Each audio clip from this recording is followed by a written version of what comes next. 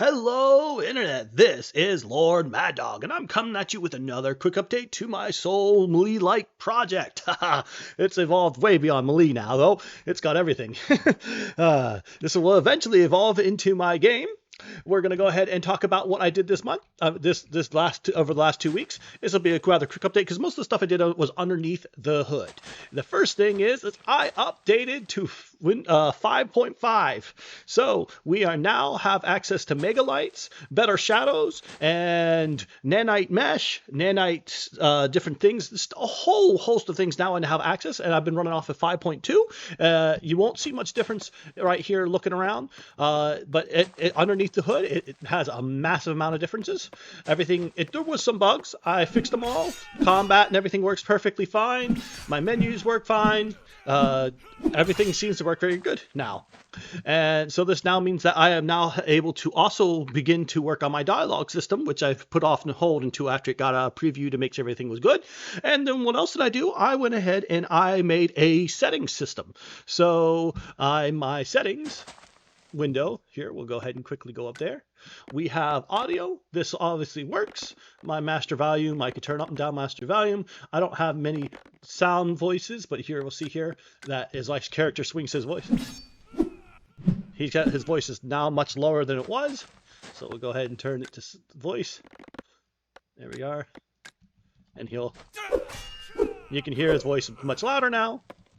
So that's got all sound effects, obviously, that'll turn down my sword swing and whatnot. Music. I don't have any music or ambient sounds yet, but I do have some UI. That's this clicking here. Yeah.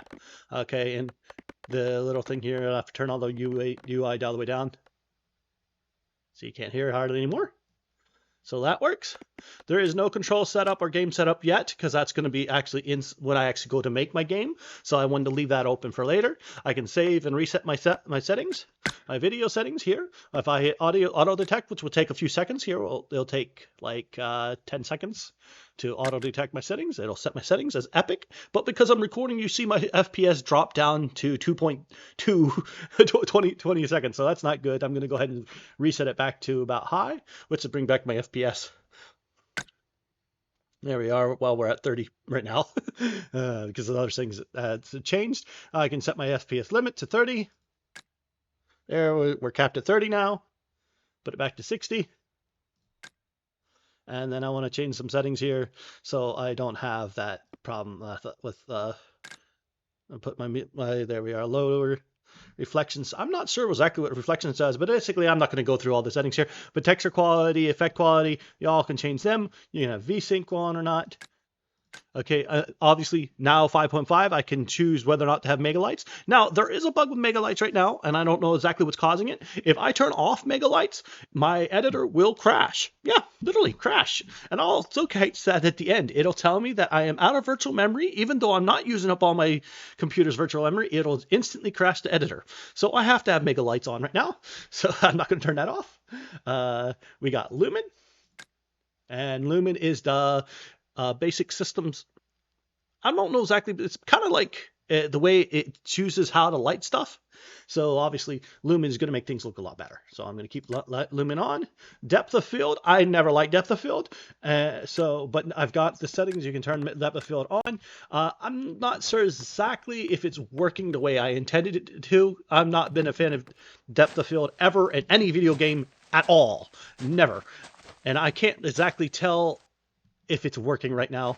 I have it on the recommended settings, and I didn't want to put a lot of time in something I hate to begin with. I think it's destroyed many good game. That's my opinion. But yes, so you can turn on and off depth of field. It should be standard settings. It may not be working as intended right now. I may need to go back and do that again. We got motion blur, which I'm not a big fan of motion blur either, but I did get that to work. You can see here, you can watch my there. Well, might like crash something going on. Oh, it's saving. My bad. There, yeah, that's just the editor as my game saves. It doesn't normally lag that long. But yes, you can see the motion blur as I move around and slide on the edge. Yep, that's very much on the very edge of my system. Or swing my sword. Settings. Let's go and turn motion blur off. I don't like it that much. I can increase it more or less. Put it wherever you want. Bloom. This is a setting when it was first invented back in Oblivion. I didn't like it all that much, but it's actually improved a decent amount. And what it does is it makes the lights have more of a bloom effect. Like that's why they call it bloom. So I like it about around 1 as the default, and you can turn it all the way down or off if you want. Okay, then lens flare, which is also known as, I think, God rays. I'll turn that all the way up. You can see here, I got a nice good lens flare coming off that light. Nice good lens flare coming off that light. Settings. We're going to turn it down to default about 2, I think, because it's too much otherwise. So see that there? There, see, you've got a nice, small, nice lens flare coming off that thing. Kind of looks nice. Yep. You can turn it all the way off if you don't like it. And let's move this back up here. Brightness, obviously you can make things dark or blown out, brightness-wise. It takes a few seconds for the eye adaptation, right? There we go. And then we've got contrast. Oh, saturation. This is important if you like your games to look oversaturated. Some games, they turn down the saturation to non-existent. Other games, stylized games, you'll want to turn your saturation up. So we turned it down, so now we got a black and white effect. I like it right about 1.2%. And then we got contrast, which basically is darkening and deepening colors, maybe about 1.5, 0.4. Speed, space, reflectance. I'm not entirely sure exactly what this does, but I added it. And that's pretty much for my settings. I did do one other thing.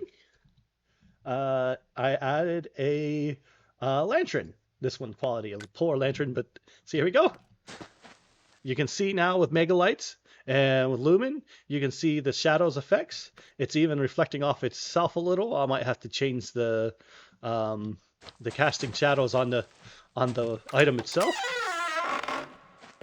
So we'll go in here and let the lights turn off. And my thinking cape keeps getting washed around in front of it. As the lights go off in here, we will see it get dark, and we got light. Yep, it's pitch black in here normally without that, mostly. We'll take it on. I can even just turn it off by turning the visibility off. Poof. And now pitch black. So, yeah, I was watching Splattercat say that he liked games that had that little immersive thing that you can stick on there, and I figured, well, that's something I could easily add, is a lantern to my game, and it may be useful in different type situations. So yeah, we have that, and I do believe that's pretty much everything that I've done over the last 2 weeks. And a lot of it was underneath the hood, because there were upgrading can sometimes cause a lot of bugs. Now, I do want to talk about megalights. And let's see. There. As I said, out of memory. I don't know why megalights does that. I'm figuring it has something to do with whatever they did. It instantly crashes my editor. But anyway, that's the end of this showcase for this week. I hope you have enjoyed. If you like, shares and comments are always welcome. LordMaddog, signing off. It's got a problem here because I can't do that. Oh no. There we go. See you later.